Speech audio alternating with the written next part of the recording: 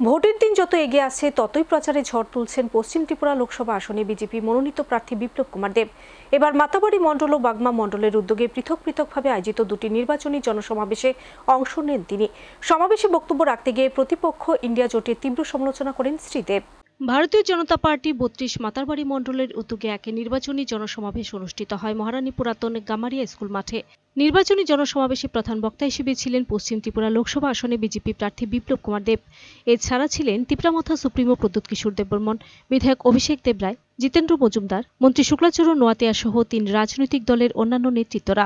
নির্বাচনী জনসমাবেশে ভাষণ রাখতে গিয়ে বিজেপি প্রার্থী বিপ্লব কুমার দেব বলেন, তৎকালীন বামের মুখ্যমন্ত্রী মানিক সরকার গোটা রাজ্যে ভাষণ দিয়ে বেড়াতেন এ রাজ্যে সিপিএম ১০০ বছর শাসন করবে, কিন্তু মানুষ ২৫ বছরই তাদেরকে সমাপ্ত করে দিয়েছে এ রাজ্যে।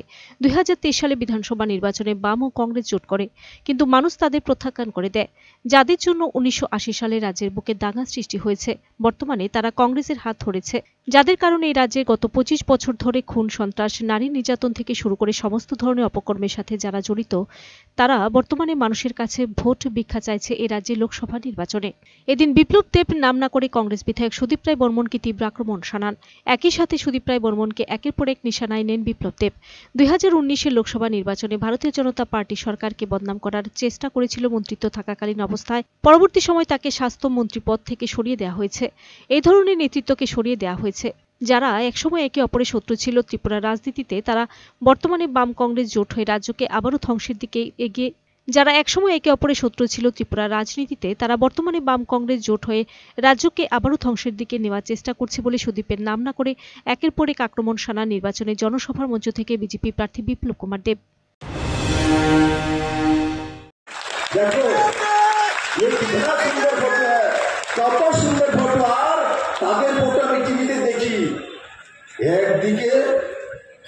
একদিকে মানিক সরকার, মাঝখানে বর্মন পরিবারের লোকটা, তারপরে এদিকে আশিস সাহা। কি সুন্দর ফটো! এই ফটোটা যত দেখাইবা আরো ভোট কমব। আমি তো বলি পূর্ণচন্দ্র জমাতিয়াকে, রামপোটাকে, বাগমাতে এই ফটোটা ঘরে ঘরে দেখান, একটা ভোট পাবে না এরা। কারণ কি? এরা এই ত্রিপুরাতে 50 বছর যাবৎ ত্রিপুরার মানুষকে লুণ্ঠন করেছে, নারী নির্যাতন করেছে।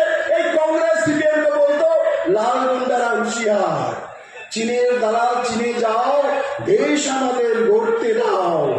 ওই এখানে যে মন্ত্রী আছে কি নাম ওরা? নরেশ জমাতিয়া দাদা, কই আপনি তো স্লোগান দিতেন বাগমাতে, চীনে আপনি তো স্লোগান।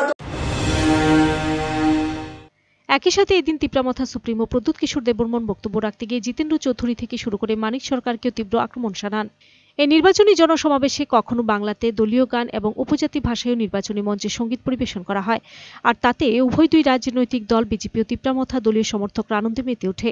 পাশাপাশি আগামী ১৯ এপ্রিল পশ্চিম ত্রিপুরা লোকসভা আসনে ভারতীয় জনতা পার্টি প্রার্থীকে বিপুল ভোটে জয়ী করার জন্য আহ্বান রাখেন বিজেপি নেতৃত্বরা।